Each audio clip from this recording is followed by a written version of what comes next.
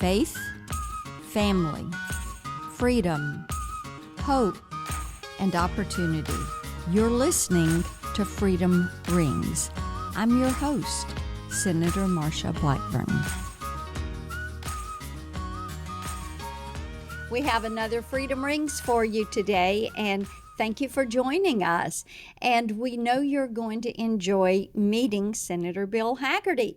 He is newly elected to the U.S. Senate, is in his first year of service, and he and I share the duty, the responsibility, the absolute joy and pleasure of representing Tennesseans in the U.S. Senate. So, Senator Hagerty, I am delighted that you could join us. Thank you so much. Well, it's such a privilege to serve alongside you, Senator Blackburn, and we couldn't be more privileged than to serve the great state of Tennessee and all of our fellow Tennesseans. That is so true.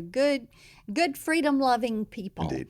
And that is always our topic. Now, you are a Tennessee native. You were born in Gallatin. That's right.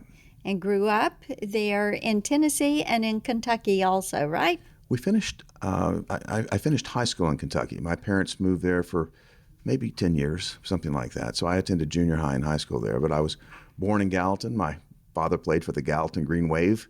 That's where my roots are. We had a small farm in a place called Castellian Springs, which is in Sumner County. It's outside of Gallatin. But I grew up playing on those hills. And in fact, I was just there a couple of weeks ago.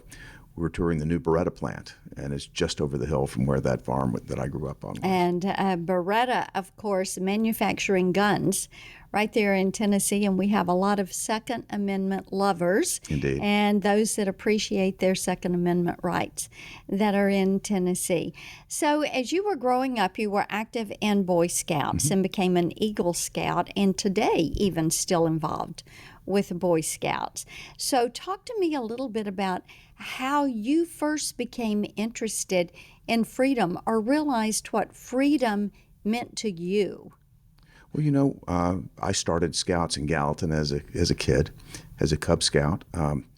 There's this notion of patriotism that I think we appreciate so much in Tennessee. My chest still swells when I hear the Star-Spangled Banner, and it started as a kid. I remember I was a flag boy in school. It was a great honor to get to hoist the flag every morning and take it down every afternoon, and I still know how to fold an American flag.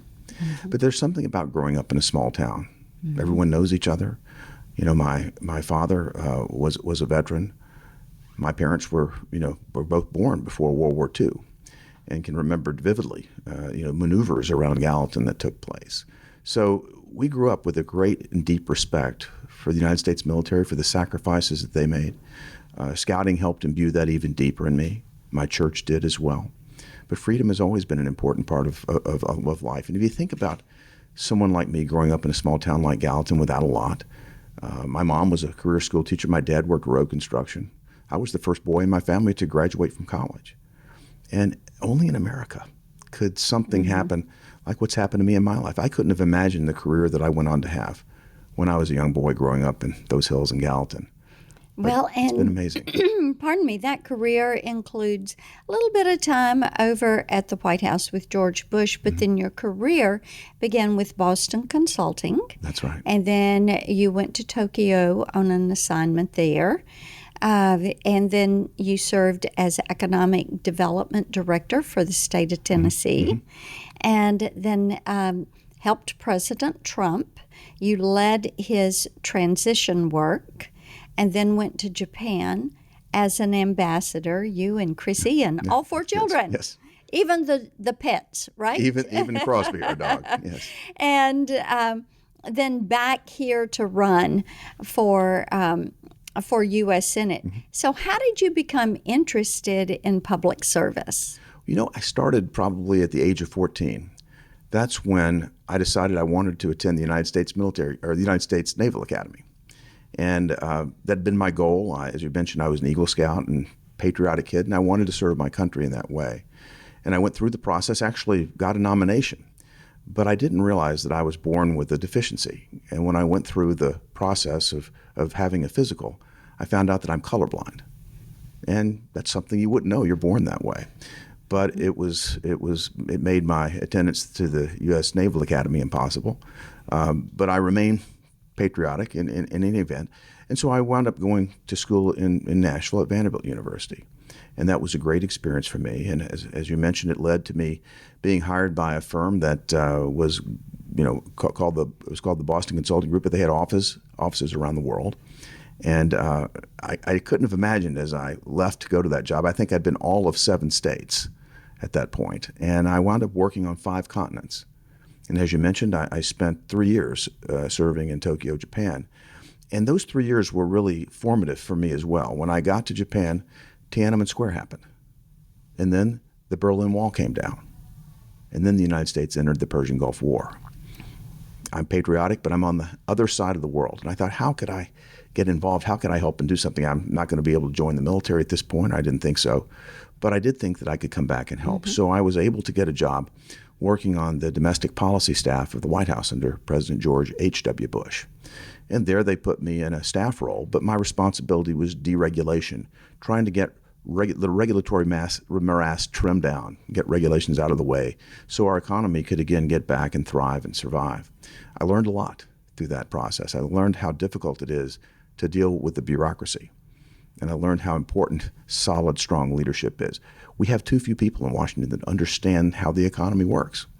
And that was a real eye-opener for me. And then that led you to choose to work with Governor Haslam for economic development and take some of those lessons learned and apply them to Tennessee. Indeed. And to our economy.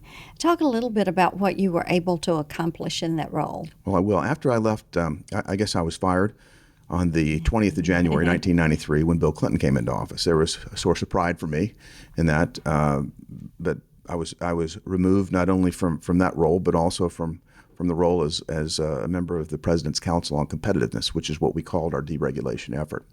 I went back to work. I started investing in venture capital, and later, one of the earlier investments I made was in a small company that had been one of my clients at Boston Consulting Group. Had a small division that we lifted out and put a little capital into it, and it became ultimately the company known as MapQuest. Do you remember? Sure. MapQuest. Yeah. That was a verb at one point in time, yes. But it was a great cartographic and mapping software business.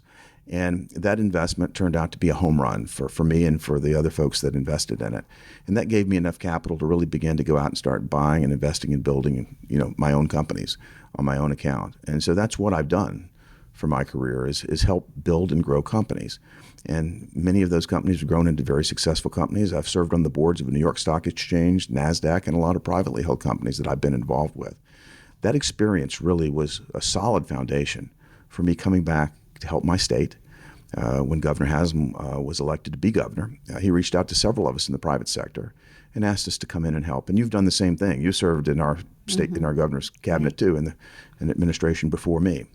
But I came in and took on the economic development role at a time when we were trying to get out of the last recession that we were in.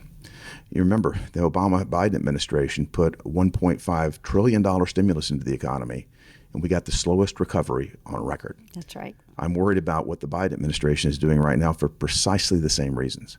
And Tennessee wasn't in a good place. In fact, our economic performance was in the bottom half of the nation. Our unemployment rate was higher than the national average when we came in.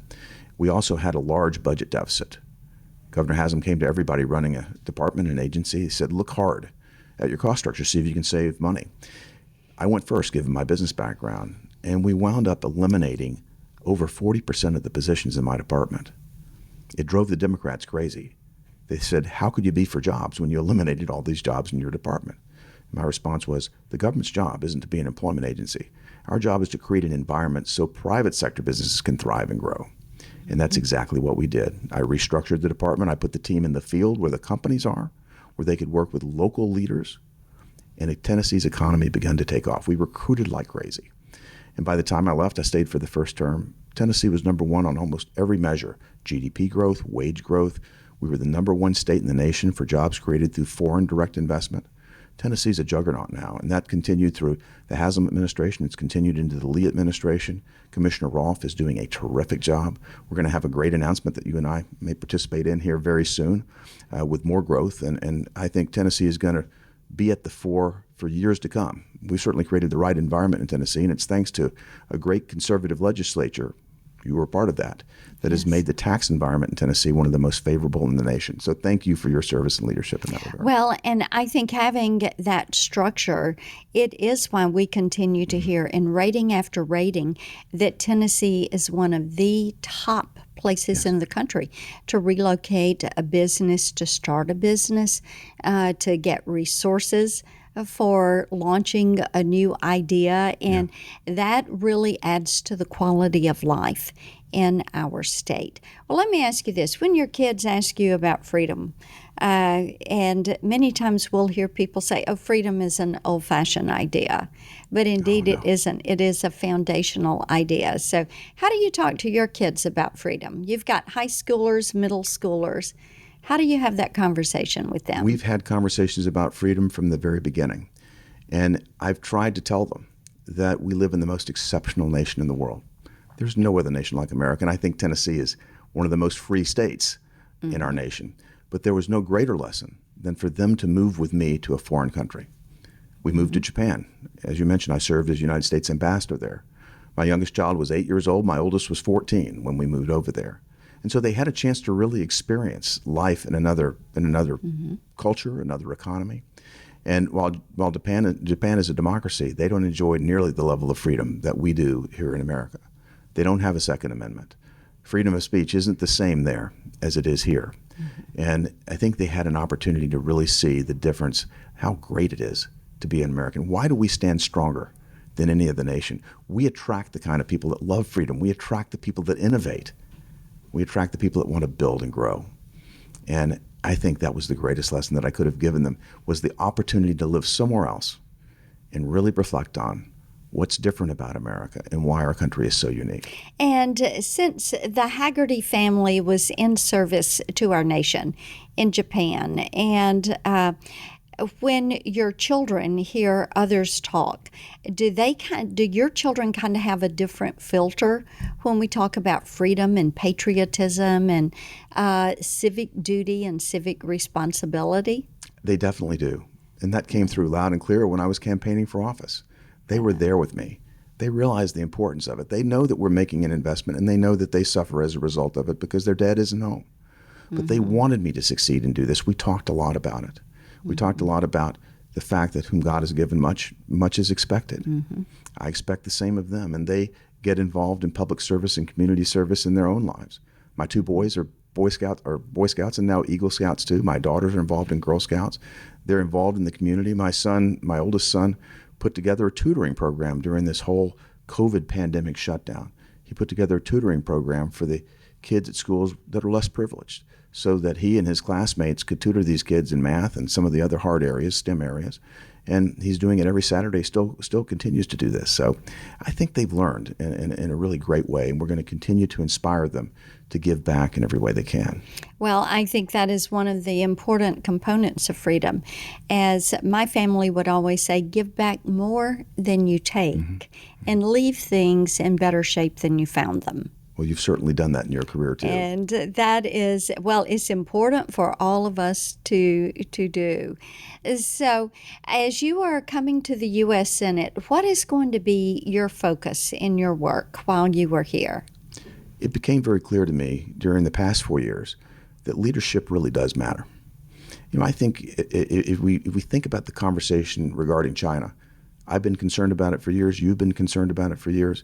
But having an administration led by President Trump that really reset the conversation on China has made a big difference. I think it's awoken America to the threat that China really poses. China is our strategic adversary.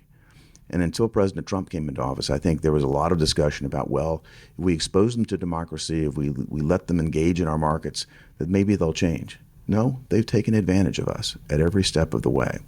Standing up and being strong is the right position for America. And the world craves American strength. I can tell you from firsthand experience, having been in Japan, we have more American military stationed in Japan than any place else in the world.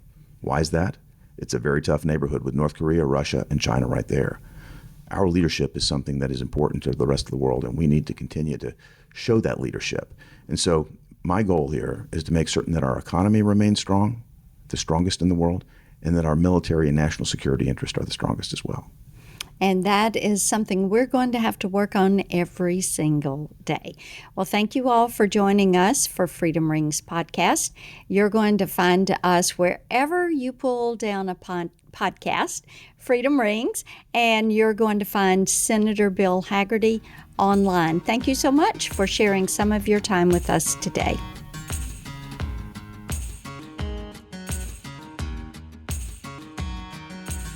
Thank you for listening to this episode of Freedom Rings. You can follow me on Twitter at Vote Marsha, Facebook at Marsha Blackburn for Senate, and on Instagram at Team Marsha. And you can always find us online at marshablackburn.com. The Freedom Rings podcast is edited and produced by Jared Cummings. Executive producers are Conservative Partnership Center and Marsha Blackburn. Together, we make Freedom Ring.